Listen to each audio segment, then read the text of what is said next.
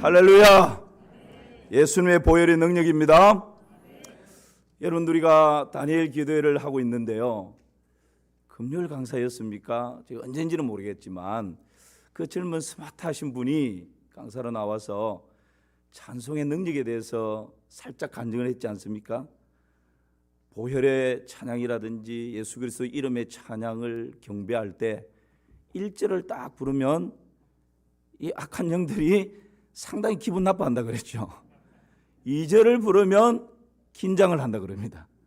3절을 부르면 보따리를 챙기고 4절을 부르고 끝나면 이사가고 없다. 여러분, 이것이 그분의 그냥 지나가는 간증이지만 삶의 현장 가운데서 얼마나 많은 경험과 얼마나 많은 보혈의 능력, 예수 그리스도 이름의 능력을 경험한 우러나오는 간증 아니겠습니까? 그래서 우리가 예수 그리스도 이름을 찬양하고 보혈의 능력을 찬양할 때 때로 우리 내면 가운데 드려져 있는 모든 염려, 걱정, 근심, 불안함, 두려움, 슬픔, 자기 연민, 죄책감, 열등감, 우울함, 이런 모든 것은 찬양할 때 다 떠나가는 줄 믿습니다. 우리를 유혹하고 미혹하고 시험 들게 하고 넘어지게 만들려고 한 길로 왔던 악한 영들, 더러운 영들, 모든 분열의 영들, 음란의 영들, 교만의 영들, 이 모든 더러운 영들이 한 길로 왔다가 7길로 떠나가는 것입니다. 그래서 여러분, 우리가 예배 드릴 때 찬양도 마음을 다해서, 하나님의 말씀을 들을 때도 우리의 온 마음과 심령을 내서 오늘 주님 나에게 뭘 말씀하실지 그렇게 갈망하는 마음으로, 목마른 심령으로 예배자로 나아갈 때 하나님께서 우리 가운데 친히 역사하실 줄을 믿습니다. 이것이 여러분 신앙생활입니다. 신앙생활은 그냥 무미건조하게 하는 것이 아니라 날마다 나에게 주시는 하나님의 은혜가 새롭게 느껴지는 것입니다. 오늘 말씀의 제목은 하나님 나라의 특징입니다. 바야흐로 대선 정국이 시작되었습니다. 사람들은 유토피아를 꿈꿉니다. 이상적인 나라를 소망합니다.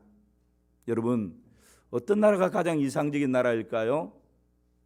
동양 사상에서 말하는 덕으로 국민들을 잘 다스리면 그것이 정말 이상적인 나라가 되는 것입니까? 그렇지 않으면 평등과 균등과 정의가 살아있으면 그것이 정말 우리가 꿈꾸는 이상적인 나라가 될까요? 그것도 아니면 요람에서 무덤까지 사회복지제도가 완벽하게 잘 세워져 있으면, 그게 잘 제도화되어 있으면 그것이 여러분 우리가 꿈꾸는 이상적인 나라가 될 수 있을까요? 그렇다면 세계에서 복지가 제일 잘 되어 있는 나라가 스웨덴입니다. 그런데 자살률이 가장 높은 나라가 스웨덴입니다. 이것을 어떻게 설명할 수 있을까요? 여러분, 사람의 죄 문제가 해결되지 않는 한 이 땅의 유토피아, 이상적인 나라는 만들어질 수가 없습니다. 우리의 죄 문제가 해결되어져야만이 우리가 꿈꾸는 유토피아, 이상적인 나라를 맛볼 수 있는 것입니다. 그래서 우리가 꿈꾸는 이상적인 나라, 우리가 꿈꾸는 그 유토피아는 예수님을 통해서만이 가능합니다. 왜냐하면 예수님께서 우리 죄를 대속해 주시기 위해서 십자가에 피 흘려 죽으셨습니다. 장사된 지 3일 만에 사망의 권세를 이기고 다시 부활하셨습니다. 그러므로 그 예수님을 구주와 주로, 내 인생의 주인이요 왕으로 구원자로 내 마음에 모신 사람은 이미 하나님의 나라가 그 마음에 임한 것입니다. 그래서 우리 예수님께서 하나님의 나라는 여기 있다 저기 있다 할 것이 아니요 하나님의 나라는 너희 안에 있느니라 말씀하십니다. 여러분, 하나님의 나라는 먹는 것과 마시는 것이 아니라 그랬습니다. 하나님의 나라는 이 땅에 제대로 되는 것이 아니고 복지로 되는 것이 아니고 이 땅에 사람의 지혜나 능으로 되는 것이 아니라 말씀하는 것입니다. 하나님의 나라는 오직 성령 안에서 의와 평강과 희락이라 말씀하십니다. 하나님의 통치가 임하면 그 사람은 이미 하나님의 나라가 임한 것입니다. 하나님의 나라가 그 가정 가운데 임하기 위해서는 하나님의 통치가 그 가정 가운데 임하면 되는 것입니다. 여러분, 이 땅 가운데서 우리는 하나님의 나라를 경험하며 살 수가 있는 것이지.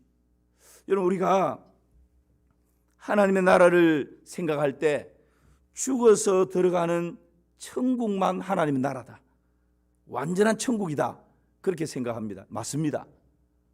누구든지 그리스도 안에서 죽은 자들은 복되다 그랬습니다. 그리고 그리스도 안에서 죽은 자들은 천국에 들어갑니다. 완전한 하나님 나라에 입성을 합니다. 그러면 이 땅에서는 그 하나님의 나라를 맛볼 수 없습니까? 누릴 수 없습니까? 그렇지 않습니다. 여러분, 국가가 형성되려면 세 가지 조건이 있어야 합니다. 그게 뭡니까? 영토, 그 다음에는요 백성, 그 다음에는요 주권입니다. 하나님의 나라, 하나님께서 창조하신 이 땅 영토에 우리가 살고 있습니다. 우리는 하나님의 백성입니다. 세 번째가 뭐라고요? 주권. 하나님의 통치가 내 안에 임하면 이미 내 안에 하나님의 나라가 임한 것입니다. 하나님의 나라가 우리 가정 가운데 하나님의 통치가 임하면 이미 우리 가정이 하나님의 나라가 임한 것입니다. 우리 교회 가운데 하나님의 통치가 강력하게 임하면 이미 우리 교회는 하나님의 나라가 임한 것입니다. 여러분, 오늘 예배 가운데 여러분이 정말 목마름으로 굶주림으로 하나님 앞에 집중하며 나갈 때에 하나님의 성령께서 강력하게 여러분의 심령을 만지실 것입니다. 하나님의 나라가 임하는 것입니다. 그럴 때에 말씀이 선포되고 함께 찬양하고 함께 기도할 때에 육신으로 병든 자, 정신적으로 고통당하는 자, 영적으로 눌린 자들이 다 풀어지게 되고 자유를 누리게 되는 것입니다. 이것이 여러분 하나님 나라의 실제입니다. 그래서 우리는 하나님의 나라를 죽어서 들어가는 것이 아니라 하나님 나라의 현재성, 물론 하나님 나라가 미래성으로 보장되어 있지만 그 보장되어져 있는 하나님의 나라를 이 땅 가운데 살아가는 동안 예수님 때문에, 내 안에 계시는 예수 그리스도 때문에 하나님의 나라를 맛볼 수 있고 누릴 수가 있는 것입니다. 그래서 어떤 사람은 이렇게 비유를 합니다. 우리가 죽어서 들어갈 하나님의 나라가 은행으로 비유하자면 본점이라면 하나님의 통치가 내 안에 임할 때, 하나님의 통치가 우리 가정 가운데 임할 때, 하나님의 통치가 우리 교회 가운데 임할 때 그곳이 지점과 같은 하나님의 나라를 누릴 수 있다라고 말합니다. 너무나 좋은 비유입니다. 사랑하는 성도 여러분, 하나님의 나라가 여러분의 심령 가운데, 여러분의 가정 가운데, 여러분의 직장 가운데, 생업의 현장 가운데, 우리 교회 가운데 더 풍성하게 임하고 누릴 수 있기를 주님의 이름으로 축복합니다. 그리 될 것입니다. 오늘은 하나님 나라 특징에 대해서 두 가지 말씀을 나누려고 합니다. 답부터 말씀드리자면 하나님 나라의 특징은 무엇입니까? 첫 번째는 은폐성입니다. 두 번째는 확장성입니다. 첫 번째가 뭐라고요? 은폐성. 두 번째는요, 확장성입니다. 이 두 가지를 조금 더 구체적으로 나눠봅시다. 31절 말씀을 보면 이렇게 말씀합니다. 함께 읽겠습니다. 또 비유를 들어 이르시되 천국은 마치 사람이 자기 밭에 갖다 심은 겨자씨 하나를 같으니, 예수님께서 지금 하나님 나라를 비유로 말씀하시는데 겨자씨 하나를 자기 밭에 갖다 심은 것과 같다, 그렇게 하나님 나라를 설명하고 계십니다. 여기에서 우리는 하나님 나라의 특징, 은폐성을 볼 수가 있습니다. 여러분, 겨자씨는 유대 사회에서 가장 양으로 적은, 크기로 작을 때, 그때 상징적으로 표현하는 것이 겨자씨입니다. 사람이 돈을 너무 없을 때, 아유 겨자씨 같네, 어떤 물건이 크기가 너무 작을 때 겨자씨만 하네, 그렇게 양이 적든지 크기가 작을 때 상징적으로 표현하는 것이 겨자씨입니다. 우리나라에도 이와 좀 비슷한 말들이 있죠. 어떤 게 있을까요?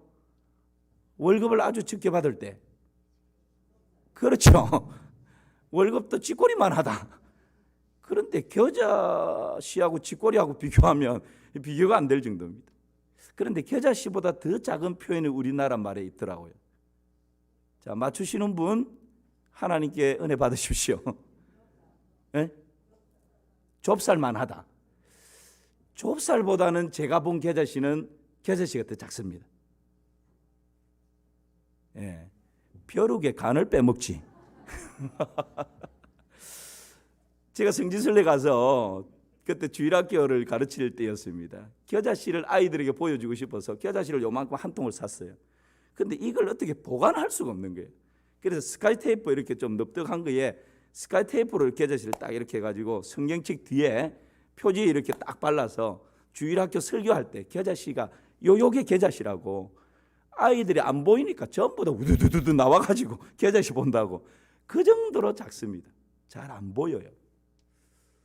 여러분, 예수님께서 하나님 나라를 설명하시는데 겨자씨의 비유를 하고 있습니다. 그만큼 하나님 나라는 작다. 작다라는 표현보다 은폐성, 보이지 않는다라는 표현이 더 정확합니다. 왜 그럴까요? 31절을 여러분 다시 보십시오. 31절 제가 읽습니다. 또 비유를 들어 이르시되 천국은 마치 사람이 자기 밭에 갖다 심은 겨자씨 몇 알요? 하나. 제가 겨자씨가 얼마나 작은지 설명을 드렸죠. 좁쌀? 아니요. 스카이 테이프에 이렇게 붙여서 보여주려고 해도 안 보이는. 그런데 이 겨자씨를 수십만 겨자씨를 막 흩뿌려도 뿌리고 나면 나중에 가서 찾으려면 흙 속에서 못 찾습니다. 그런데 그 넓은 밭에 겨자씨 하나, 그 하나를 심었다는 거예요. 여러분, 그 넓은 밭에 겨자씨 하나를 딱 심었는데 보이겠습니까? 찾을 수 있겠습니까? 하나님 나라의 특징 첫 번째, 작다라는 표현보다 너무너무 보잘것없는, 우리 눈에 보이지 않고 귀에 들리지 않고 냄새 맡을 수 없고 손으로 만질 수 없고 피부로 느낄 수 없는 하나님 나라는 거기에서부터 시작된다는 것이죠. 우리 예수님께서 하나님 나라의 특징을 이렇게 비유로 말씀하고 계신 것입니다.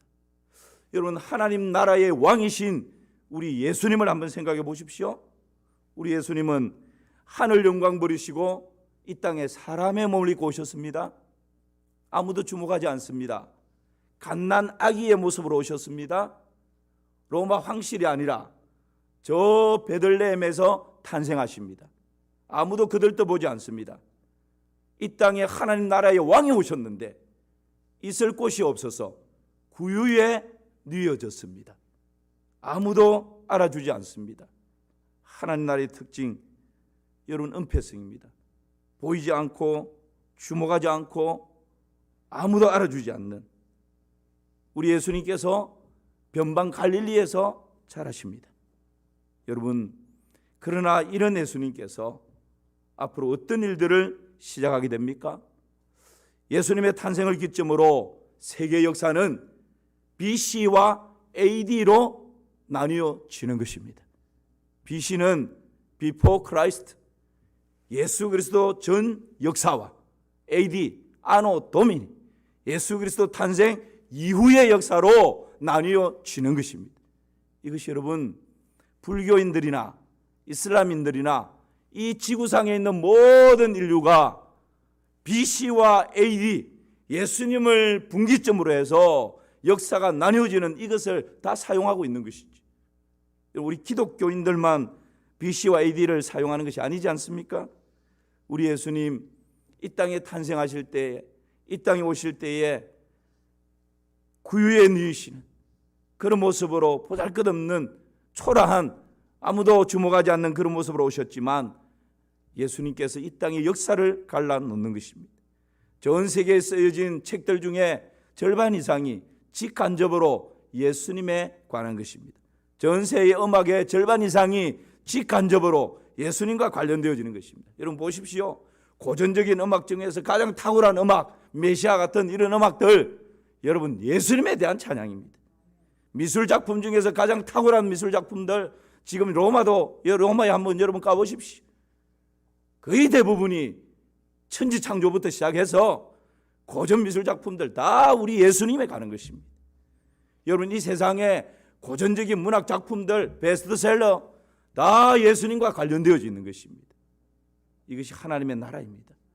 여러분, 하나님 나라가 눈에 보이지도 않고 귀에 들리지도 않고 손에 잡히지도 않는 것처럼 너무나 초라한 모습으로, 아무도 주목하지 않는 너무나 미미한 모습으로 시작하지만 시간이 지나면 지날수록 이 하나님의 나라는 왕성하게 일어나는 것입니다.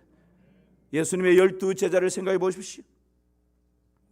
이 예수님의 12제자들 중에 여러분, 바다에서 고기 낚느라고 고기 비린내 나는 그런 사람들이었습니다. 매국노라고 손가락질 당하는 그런 사람이었습니다. 그런데 우리 예수님께서 그 제자들을 붙들고 씨름하며 제자 훈련을 합니다. 그리고는 그 제자들에게 뭐라 말씀하십니까? 온 천하에 다니며 복음을 전파하라. 땅끝까지 이르러 내 증인이 되라. 너희는 가서 모든 족속으로 제자를 삼아 아버지와 아들과 성령의 이름으로 세례를 주고 내가 너희에게 분부한 모든 것을 가르쳐 지키게 하라. 여러분, 그때 당시 비행기 한 번 타본 적이 없는 제자들에게 예수님께서 땅끝 비전을 말씀하십니다. 모든 민족을 제자 삼으라고 모든 민족의 비전을 보여주십니다. 말이 안 되죠. 아마 제자들 입장에서는 황당했을 것입니다. 그러나 이렇게 시작되어진 하나님의 나라가 어떻게 점점점 왕성해집니까? 12명으로, 보잘것없는 12명으로, 아무도 주목하지 않는 12명으로, 어부들로, 매국노로 시작되어진 이 하나님의 나라가 70명으로, 500명으로, 3,000명으로, 5,000명으로, 20,000명으로, 30,000명으로 급기야는 로마 제국이 이 복음 앞에 무릎을 꿇게 되는 것입니다. 그 거대했던 로마 제국이 예수 그리스도 앞에 항복하고 무릎을 꿇게 되는 것입니다. 이것이 여러분 하나님 나라의 특징입니다. 내 시작은 미약하였으나 내 나중은 심히 창대하리라. 하나님 나라의 특징입니다. 영국의 어떤 교회에서 5살 된 한 소년이 목적 헌금을 했습니다. 얼마를 했을까요? 1페니. 1페니는 우리나라 돈으로 환산하면 17원 정도입니다. 정말 보잘것없는. 그 목적 헌금에 보니까 이 돈으로 성경책을 구입해서 복음이 필요한 인도에 보내주세요. 그렇게 적어놓은 거예요. 그 교회 목사님이 이 소년의 목적 헌금 편지를 이렇게 보고는 마음이 짠한 감동이 일었습니다. 그래서 돈을 더 보태가지고 신약 성경 한 권을 사서 그 아이를 오라고. 그래서 그 아이에게 뒤에 성경책 뒤에 네 이름을 적고 네가 보내는 거니까 네 사인을 하라고. 그렇게 사인을 해서 선교사님을 통해서 인도에 좀 들여보내달라고 부탁을 했습니다. 그리고 20년 세월이 지났습니다. 이 목사님이 선교사님의 초청으로 인도를 방문하게 됩니다. 그 선교사님이 사역지가 저 오지에 있는데 이 목사님을 모시고 몇 시간을 달려서 그 오지 산골짜기에 있는 마을에 도착을 했습니다. 그 마을에서 사람들이 함께 모여서 예배하고 춤추고 하나님의 말씀이 선포되고 마을에 있는 거의 모든 사람들이 다 믿는 그런 마을이었습니다. 그 마을에 어른 되는 사람과 함께 앉아서 이런저런 얘기를 하다가 아니 도대체 이 인도 이 오지에 어떻게 이 마을에 이런 모든 사람들이 예수님을 믿고 이렇게 함께 예배드릴 수 있냐고 그렇게 물었더니만 그 어른 격대는 그분이 한 20년 전에 한 선교사님이 우리 마을을 방문했습니다. 그리고 복음을 전하고 이 성경책 조그마한 이 성경책을 하나 건네주고 갔습니다. 이것을 읽고 또 다른 사람이 읽고 이렇게 하면서 이 마을 전체가 복음화가 되었습니다. 그래서 지금 이렇게 모든 사람들이 하나님을 예배하는 그런 마을이 되었습니다. 이 목사님이 그 낡아서 흐들흐들한 그 성경책을 받아들였습니다. 그리고 그 성경책을 한 장 한 장 넘기는데 뭐 낡아서 볼품이 없죠. 그런데 제일 뒤에 탁 펼쳤는데 세상에 그 제일 뒤에 이름이 적혀 있고 사인이 있는데 20년 전 그 교회 5살짜리 소년이 17원 1페니를 헌금했던 그 헌금을 가지고 목사님이 보태서 보냈던 바로 그 성경책이었어요. 사랑하는 성도 여러분, 하나님의 나라는 겨자씨와 같습니다. 너무 볼품없고 지금 이것 가지고 뭘 할 수 있어? 아무것도 할 수 없는 것처럼 느껴지는데 하나님의 나라는 겨자씨와 같은데, 그러나 하나님의 나라는 그 겨자씨에서부터 시작되는 것입니다.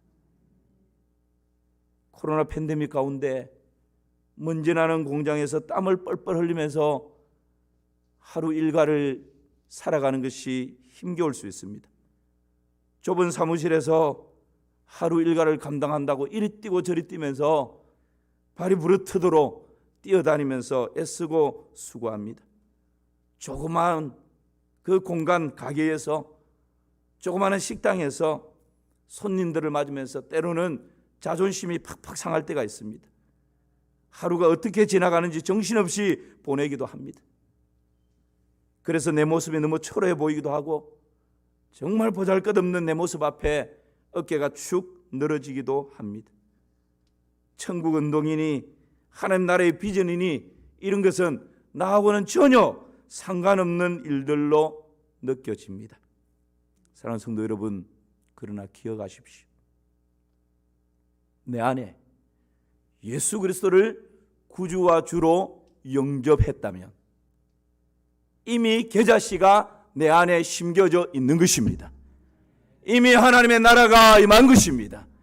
그 겨자씨는 생명력이 있기 때문에 여러분, 비록 내 모습이 초라하다 할지라도, 비록 지금 내 모습이 보잘것없이 보인다 할지라도 그 하나님의 나라는 아름답게 확장되어져 갈 것입니다. 점점 자라게 될 것입니다.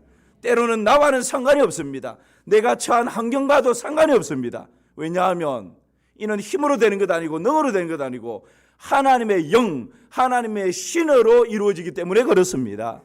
이것이 여러분 은폐성으로 시작하는 하나님 나라의 특징인 것이죠. 사랑하는 성도 여러분, 우리는 겨자씨 한 알로 우리 가정에 심겨졌습니다. 우리는 겨자씨 한 알의 역할로 내 직장 가운데 심겨졌습니다. 겨자씨 한 알로 내가 다니는 학교 가운데 심겨졌습니다. 겨자씨 한 알로 지금 나의 삶의 현장 가운데 심겨진 것입니다. 그 겨자씨는 복음입니다. 예수 그리스도십니다. 그러므로 저와 여러분이 생존해 있는 바로 그곳이 하나님의 나라가 임한 것입니다. 나를 통하여서 우리의 가정, 우리의 시댁, 우리의 친정, 나의 직장, 나의 생업의 현장에 하나님의 나라가 왕성하게 일어나게 될 것입니다. 이 믿음 가지고 여러분 당당하게 나아가시기를 주님의 이름으로 축복합니다. 하나님 나라 특징 두 번째는요, 확장성입니다.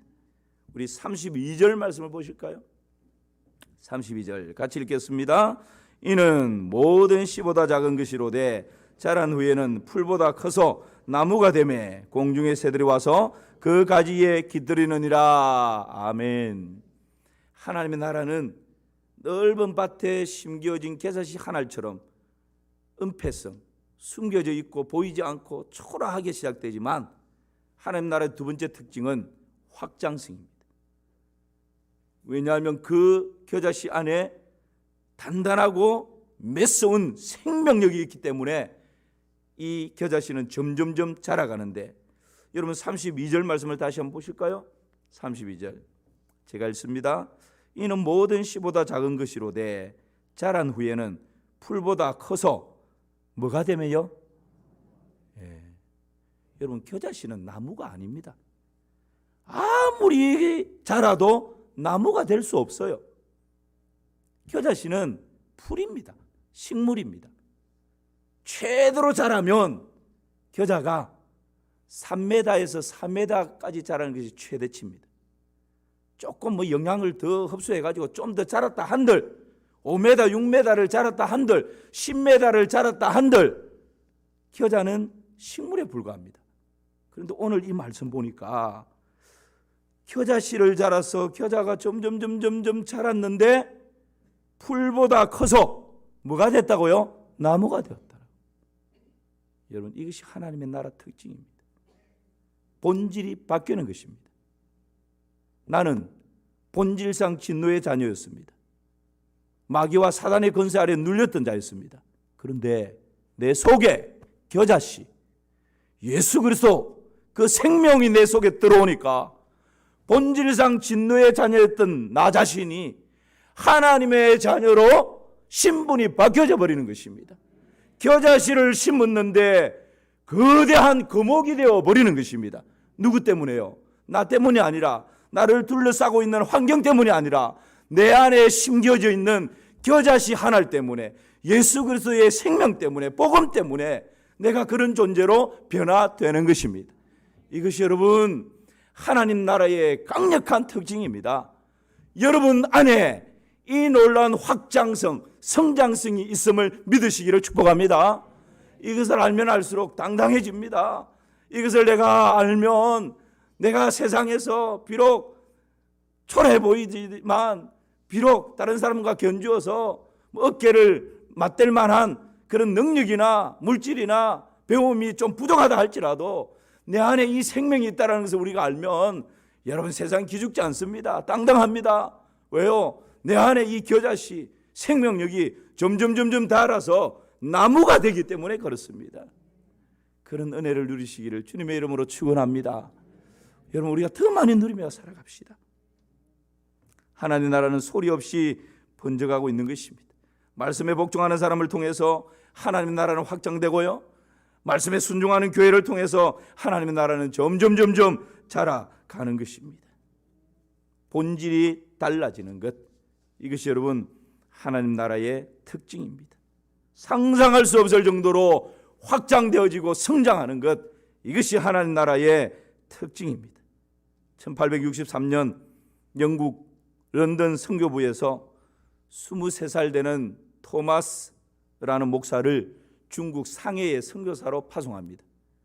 결혼한 지 일주일, 신혼부부가 중국 상해에 파송받았습니다. 그런데 이듬해 이 토마스 목사의 아내가 세상을 떠납니다. 얼마나 낙심이 밀려왔겠습니까? 그냥 선교를 포기하고 고국으로 돌아가서 좀 안식을 누리고 싶은 마음이 밀려왔을 것입니다. 그러나 아내를 가슴에 묻고 그 영만리 타국에서 토마스 선교사는 복음 사역을 계속하다가 대한민국에 대한 사랑의 마음, 하나님의 그 부르심이 강력하게 마음에 막 일어납니다. 그래서 토마스 선교사가 서해안에 있는 백령도에 와서 2달 동안을 복음을 전합니다. 그리고 다시 돌아갑니다. 그래서 백령도에 복음이 아주 일찍이 들어오게 된 것이죠. 그리고는 다시 대한민국에 대한 복음의 열정이 막 일어납니다.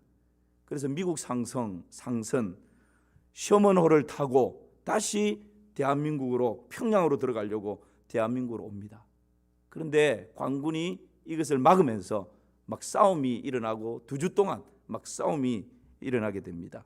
그때 토마스 선교사가 타고 왔던 이 셔먼호가 불타게 되어지고, 토마스 선교사는 거기에서 이 대한민국에 복음의 씨앗이 뿌려지게 하여 주시고 이 대한민국을 구원하여 주소서라고 무릎 꿇고 기도하다가 순교를 당하게 되죠. 그런데 그 순교 현장에 관군 한 사람이 이 토마스 목사가 죽는 그 현장에 성경책을 이렇게 던져놓았는데 그 성경책을 가지고 집으로 돌아옵니다. 그리고는 본인이 본 것이 아니라 이 관직에 있는 군사의 조카 이태영 씨가 그 삼촌이 가지고 온 그 성경책을 들고는 읽기 시작합니다. 그러다가 예수님을 구주와 주로 영접합니다. 그리고 레놀드 선교사의 성서 번역 사업을 힘껏 도와줍니다. 그리고는 셔먼호가 불타는 그 현장을 목격하고 있던 최치량이라고 하는 사람이 이 토마스 선교사가 순교하면서 던져놓았던 성경책 3권을 쪽복음이죠. 쪽복음 3권을 들고 옵니다. 그리고 그것을 가지고 읽고 다른 사람하고 나누고 하면서 복음이 점점 확산되어집니다. 여러분 우리가 잘 아는 아펜젤러와 언더우드 선교사님이 들어왔을 때 이미 이 조선 땅 대한민국에 쪽복음이 들어와 있었습니다. 이것이 여러분 하나님의 놀라운 은혜지 않습니까?